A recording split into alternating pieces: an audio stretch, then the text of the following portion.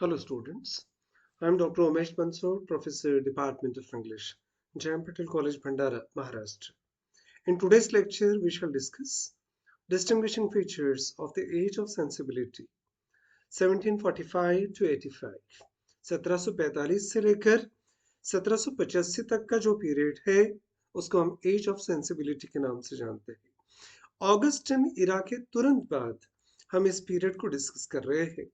As of sensibility क्यों कहते हैं या इसे एज ऑफ जॉनसन क्यों कहते हैं, इसे एज ऑफ ट्रांजिशन भी क्यों कहते हैं, ऐसे अलग अलग सवाल हैं जिन सवालों के जवाब हमें तलाशने हैं। We will try to find out the answers of these questions through this lecture.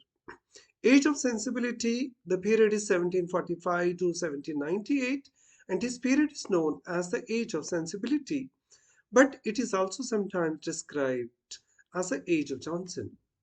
जिस एज को हम एज ऑफ सेंसिबिलिटी कहते हैं, इसी दौर को एज ऑफ जॉनसन के नाम से भी जाना जाता है। सैमुअल जॉनसन कौन थे और किस प्रकार का उन्होंने कंट्रीब्यूशन इस दौरान किया, that also will be the part of discussion. Most of the poets belonging to the age of Johnson may be termed as precursors of the romantic revival. Romantic as को फिर से रिवाइव किया गया, तो एक मायने में एज ऑफ सेंसिबिलिटी को हम रोमांटिक रिवाइवल भी कह सकते हैं। That is why the age of Johnson is also called the age of transition in English literature. Augustan era में जिस प्रकार से पोएट्री को कॉपी किया गया था क्लासिकल रूल्स के आधार पर, उन रूल्स से डेविएट होकर, अलग होकर, अब राइटर्स ने, पोएट्स ने अलग फीलिंग्स और इमोशंस के साथ पोएट्री को नजरिए से देखना शुरू किया, अलग नजरिए से। ये एक दौर था बदलाव का, ट्रांजिशन का, इसलिए इसे age of transition in English literature भी कहते हैं। The entire 18th century was an age of sensibility. अगर ऐसा माना जाए तो पूरी 18वीं शताब्दी को हम एज ऑफ सेंसिबिलिटी कह सकते हैं, but that not until 1740s and 1750s did it become the dominant movement. पर 1745 से 50 के बीच में ये मूवमेंट ज्यादा डोमिनेंट होने लगी थी। The age of sensibility and romanticism witnessed a surge of interest in emotional responsiveness, imagination, individual subjectivity. ये दो तीन शब्द इंपॉर्टेंट रहेंगे जब भी आप आंसर लिखेंगे। इसमें इमोशनल रिस्पॉन्सिवनेस, जो बदलाव थे ऑगस्टिन इरा के बाद में, जिस प्रकार से चेंजेस लोगों ने देखे थे, उसमें एक इमोशनल आउटबर्स्ट दिखाई देने लगा था। इमेजिनेशंस को, जो मिडिवल एजेस की सबसे बड़ी खासियत थी, उस मिडिवल एजेस के कुछ सिम्टम्स को यहाँ पोएट्री ने दिखाना शुरू कर दिया था। और एक सबसे इम्पोर्टेंट बात थी, ऑगस्टिन इरा में जिस प्रकार से ऑब्जेक्टिव पोएट्री का जन्म हुआ, सटायरिकल पोएट्री थी, वहां पर इंडिविजुअल सब्जेक्टिविटी का कमीपन था, तो उस लेसनेस को अब इस पोएट्री ने भरने का प्रयास किया। Now individual subjectivity also amounted important in this poetry. The philosophical debates and configured public life and continue to shape our modern sensibilities. आधुनिक कविताओं को शुरू करने के लिए या मॉडर्न लिटरेचर को शुरू होने के लिए नए तरीके से एक फिलोसॉफिकल, पॉलिटिकल, कल्चरल डिबेट शुरू हुआ और हमारे आइडियाज को शेप करने का काम इस दौर ने किया है। इसे हम एज ऑफ जॉनसन भी कहते हैं, often referred to as the age of sensibility, is the period of English literature that ranged from the middle of the 18th century until 1798. The period in British literature between roughly 1740 and 1800 is sometimes called the age of sensibility. कभी कभी 1740 से लेकर 1800 तक ईस्वी तक का ये समय age of sensibility के लिए जाना जाता है।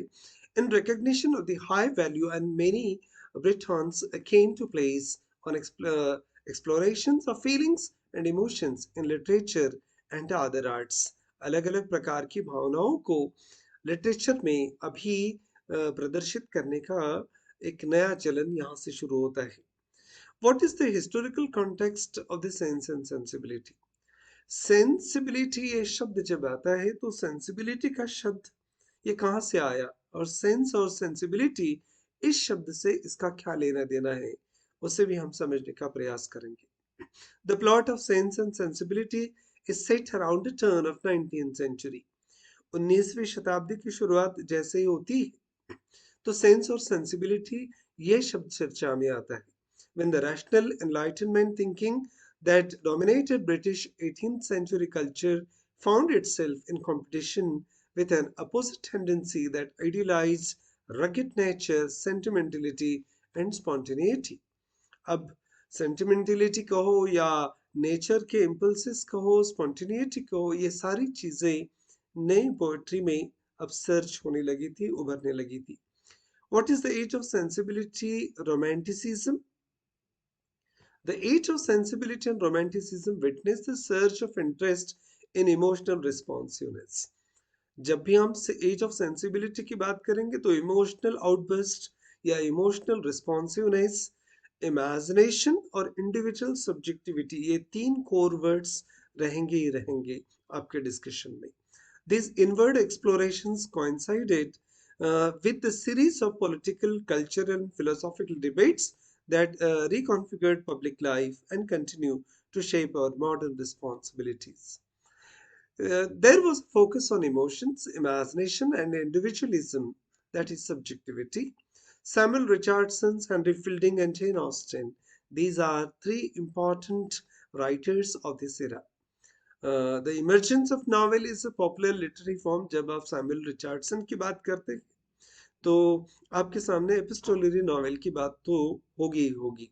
ये वही दौर था जब नॉवेल ने नए सिरे से नए फॉर्म लेना शुरू किया था. The tension between the two fundamental components of artistic creation, reason on the one hand and passion and imagination on the other, is reflected in the literature. Augustine era का एज ऑफ रीजन, जहाँ पर विटिनेस ज्यादा है, classical rules को ज्यादा follow करने का प्रयास किया है, तो एज ऑफ रीजन में और फिर एज ऑफ सेंसिबिलिटी के एज में पैशन और इमेजिनेशन, ये दो अलग अलग फंडामेंटल कंपोनेंट्स के बीच में एक टसल, द्वंद्व यहाँ पर दिखाई देता है. And this is reflected in the literature of the age of sensibility, particularly in the 18th century. 18वीं शताब्दी में ये सारी चीजें यहाँ पर रिफ्लेक्ट होना शुरू हो गई थी. The age of sensibility is another name for the Johnsonian era.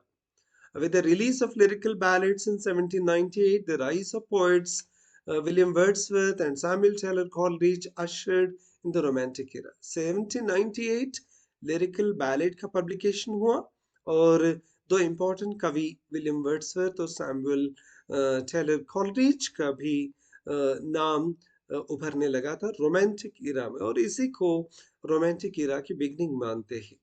Bringing the age of Johnson to an end, और age of Johnson William Wordsworth के लिरिकल बैलेड के साथ ही खत्म हो जाता है. Samuel Johnson's period is regarded as a final neo classical Ira.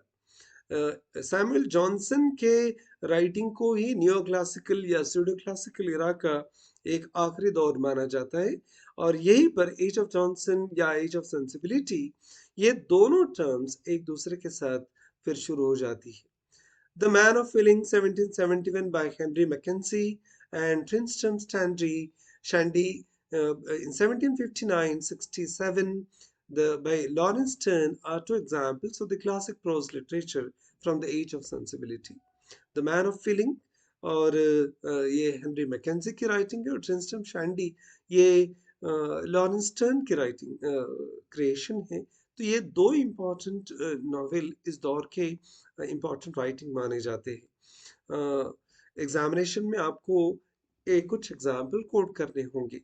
The age of sensibility is responsible for the poetry of Christopher Smart, Thomas Gray, William Cooper and William Collins.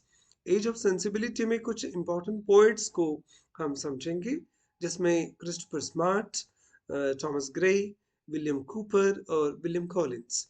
Thomas Gray का नाम इसमें सबसे important कवि के तौर पर लिया जाता है, क्योंकि इलिटरेटन कंट्री चर्चयार्ड के माध्यम से ग्रेवयार्ड पोएट्री को अलग से चर्चा में लाने वाले थॉमस ग्रे सबसे इंपॉर्टेंट कवियों के रूप में हैं। Writers were interested in medieval history, bardic poetry, folk literature like ballads and primitivism, leaning towards romanticism, focus on individualism, imagination and the language of the common people. Augustan era में जिस प्रकार से classical poetry को copy करने का प्रयास किया गया, जिसे हम न्यो क्लासिकल एज भी कहते हैं, पर एज ऑफ सेंसिबिलिटी में लैंग्वेज चेंज होने लगी थी। यहाँ आम आदमियों की लैंग्वेज लिटरेचर का हिस्सा बनना शुरू हो गया था। इसमें इंडिविजुअलिज्म, इमेजिनेशन, मिडिवल लिटरेचर के बारे में ज़्यादा आकर्षण, ये बहुत सारी चीज़ें इस प्रकार के एज में दिखाई देने लगी थी।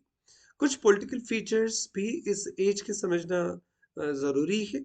The rise of the middle class and the birth of new types of social institutions, including volunteer groups and civic organizations, is notable during this era.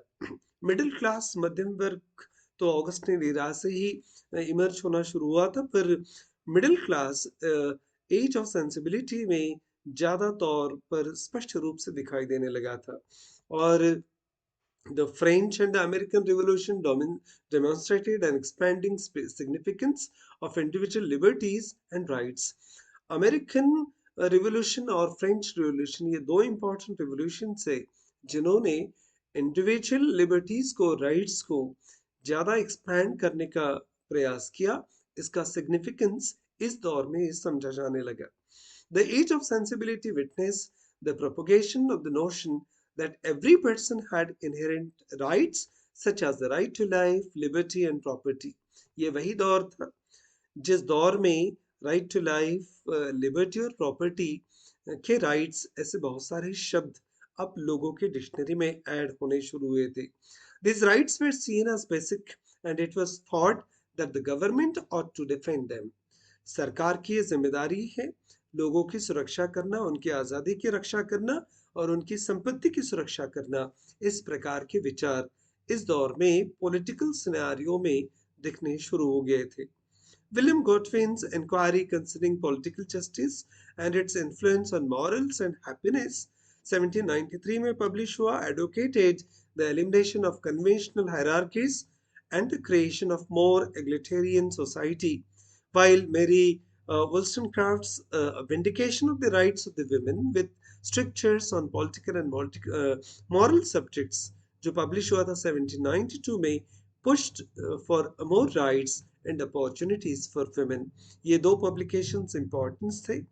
Title कुछ लंबे चक्रे हैं, पर एज ऑफ सेंसिबिलिटी में ये राइटिंग्स इम्पोर्टेंट मानी जाती है। फ्रेंच रिवॉल्यूशन ने कुछ चीज़ें अंडरलाइन कर दी थी। Abolition of slavery, overhaul of the criminal justice system and extension of voting rights were just a few key social and political reforms initiatives that emerged during the age of sensibility.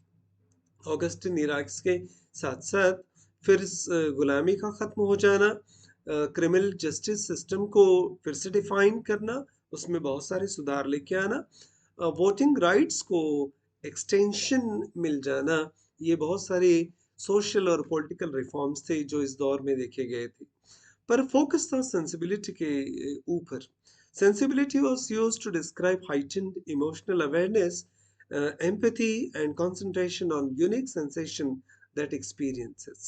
Sensitivity promoted empathy and sympathy for others and stressed the significance of intuition and emotional reaction in the human experience. मनुष्य के अपने अनुभवों में बहुत सारे changes और बदलाव यहाँ पर देखने को मिलते हैं। इवोल्यूशन ऑफ रैशनलिज्म, रैशनलिज्म ये शब्द पहली बार आपको यहाँ पर सुनाई देगा। Resulted in researches of the curiosity of science, experimentation and empirical observation. Curiosity for science, विज्ञान के प्रति रुचि, एक्सपेरिमेंटेशन, प्रयोग करने का एक स्वभाव, और एम्पिरिकल ऑब्जर्वेशन, ये कुछ नए शब्द यहाँ पर आपको दिखाई देंगे। The development of the universities and other educational institutions as a result of rationalism also resulted in greater emphasis on education and the dissemination of knowledge. Significance of individual knowledge का विस्तार तो हुआ, साइंस के प्रति रुचि तो बढ़ी, universities का expansion होने लगा, पर इंडिविजुअलिज्म एक महत्वपूर्ण शब्द है. Political movements like liberalism and American and French Revolution as well as others rose as a result of the literature, music and arts all grew in popularity as a result of individualism increase focus on personal expression and creativity. अब व्यक्तिगत अभिव्यक्ति को और creativity को ज्यादा मौका मिलने लगा. कुछ इंपॉर्टेंट फीचर्स भी है जो एज ऑफ सेंसिबिलिटी के एज के रूप में हम समझ सकते हैं. Both literature and arts experience renaissance during the age of sensibility. 14th century के आगे तो रेनेसा की शुरुआत को हम मानते हैं. 16th सेंचुरी में बहुत आगे रेनेसा आ गया था, पर 17th 18th सेंचुरी में और 19th सेंचुरी में हम रेनेसा के कल्मिनेशन को भी देखते हैं. तो एज ऑफ सेंसिबिलिटी में तकरीबन लिटरेचर में और आर्ट्स में रेनेसा को आर्ट्स के फील्ड में एक्सपीरियंस किया गया था. 18th सेंचुरी में सबसे पॉपुलर अगर कोई लिटरेरी जॉनर हुआ है तो नॉवेल है, और नॉवेल की पॉपुलैरिटी इस एज में भी बढ़ने लगी थी.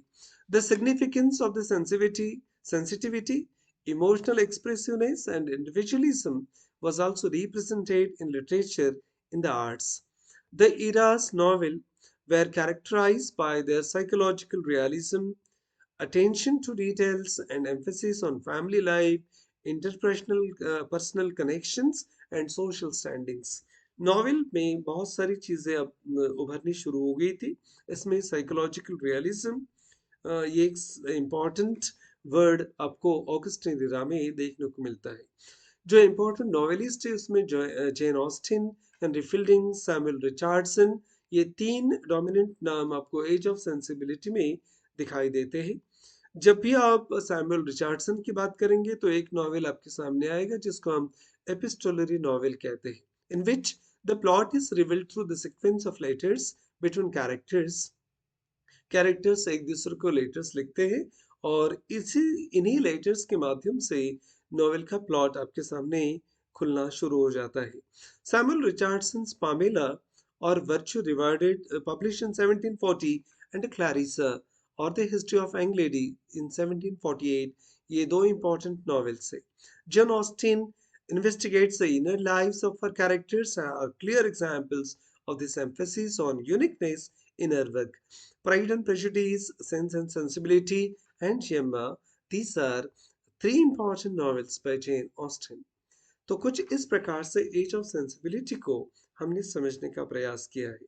कुछ इम्पोर्टेंट राइटिंग से, कुछ ऐसे टाइटल से जिनके नाम ध्यान में रखना थोड़ा सा डिफिकल्ट हो जाएगा आपके लिए, कुछ नए राइटर्स से, जेन ऑस्टिन, सैमुअल रिचर्डसन जैसे कुछ इम्पोर्टेंट नॉवेलिस्ट है, पर इनके बिना हम एज ऑफ सेंसिबिलिटी की चर्चा समाप्त भी नहीं कर सकते.